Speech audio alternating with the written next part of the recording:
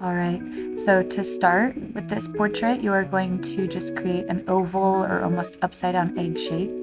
You're going to cut it in half vertically and horizontally, and then you're going to cut the top section and the bottom section in half as well.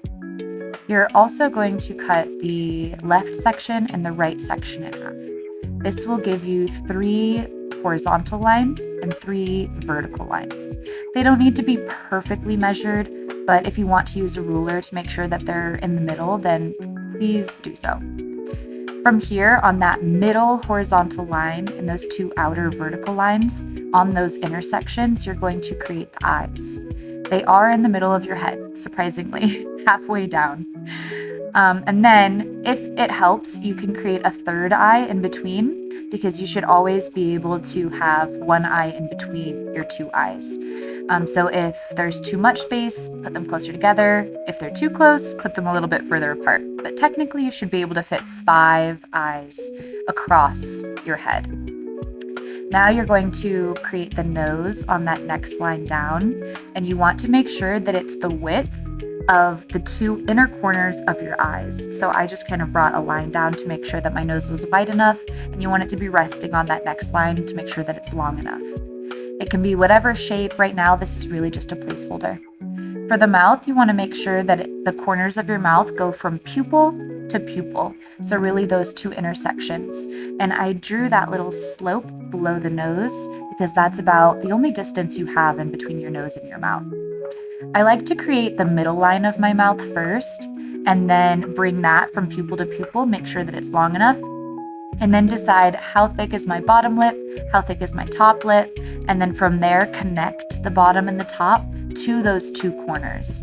Everyone has a different mouth shape, obviously, so it'll be different for every person, but that's a good place to start. Just make sure that the outer corners are more pointed and thinner than where the middle of your mouth is. And from here, I'm just adding in the irises, which will take up a good amount of your eye, but you won't be able to usually see the entire iris. So if you need to kind of crop it a little bit, or just you'll add your eyelid over it eventually, that's totally fine. I tell my students that this process is going to look a little weird until the very end. I mean, if you imagine somebody without a certain facial feature, that's kind of creepy. So it's going to look kind of creepy like that until you're completely done with this. I'm adding the eyelids in now, maybe some lines underneath your eyes, the pupils, which is that black circle in the middle of your eye, and just kind of, adding in that eyelid a little bit more to make sure that it's not super wide-eyed and making it look a little bit more natural. And as you can see, that line that came up from the nose, the bridge of your nose is what connects to your eyebrows. So your eyebrows will start at the inner corner of your eye, and they're going to go all the way a little bit past the outer corner of your eye. And everybody's eyebrow shapes are different as well, so that can be customized later. Your ears are going to go from the corner of your eye, that line, down to the bottom of your nose, so down to that next line. And then your neck is going to go from the outer corner of your eye down, so make sure not to make your neck too thin. And then your shoulders are broader than the width of your head, so make sure that they go outwards and that they're wider than your head.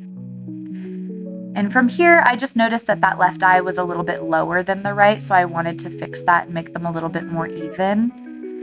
So I'm just raising up that left eye a little bit more to kind of make it match the right one as much as I can. From here, I'm just making sure that everything is symmetrical, that it looks accurate. We're talking a lot about proportion and symmetry in this, using line. We're using fractions, percentages, ratios to make sure that this is proportionate and symmetrical. Now I'm going in with the hairline. I'm using a shorter hairstyle for this example. Usually you can see the hair come up from the sides of the ears, and then that top fourth of your head is made for your hair. So that's where you're going to be placing your hairstyle. And then I'm going to go ahead and erase that whole top half of that oval shape because now it's the hair. And then I'm erasing the grid line now that everything is proportionate and it's where it needs to be. From here, I'm just going in and adding a couple more details to the hair, to the ears. I'm fixing the bottom half of that oval shape that we originally made to add more of a jaw, maybe to make it more specific to you or whoever you're drawing.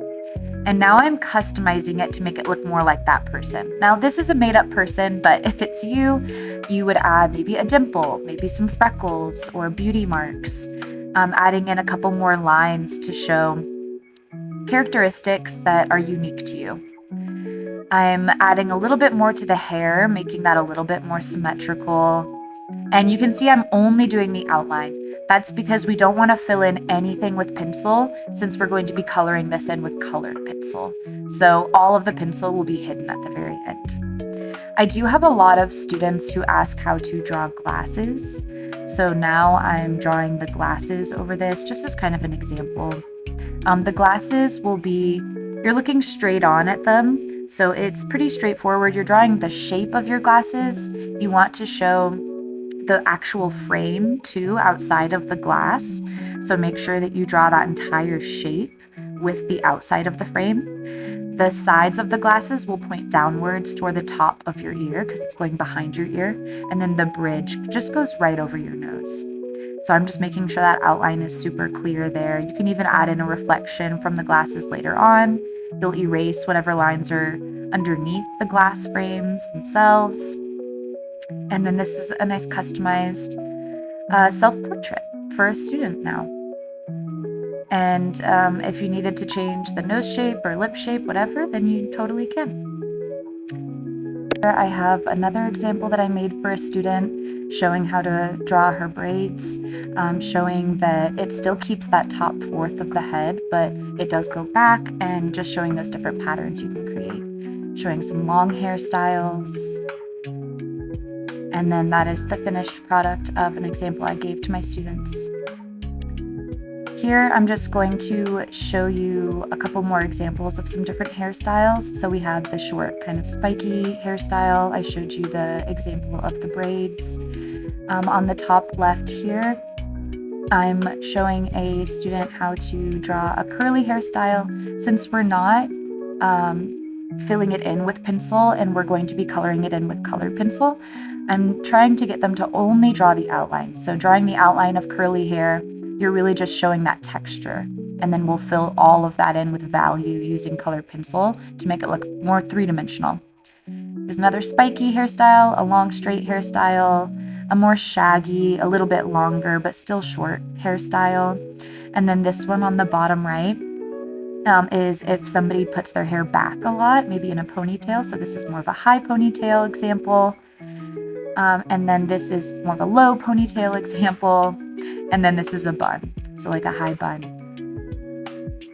And then here on this example, I'm going to show a couple different eye shapes. I feel like that is something very specific to each person. You have upturned, round, monolid, downturned, hooded, and then almond. So those are all different eye shapes you can use. I also usually show my students different nose shapes and mouth shape examples as well, and let them use mirrors for their projects. And then this is the finished example that will be in another video where I talk a little bit more about how to color it all in with colored pencil to really show value, form, pattern for the background, proportion in the portrait, and balance in the portrait as well. So I hope to see you there, and thank you so much for watching.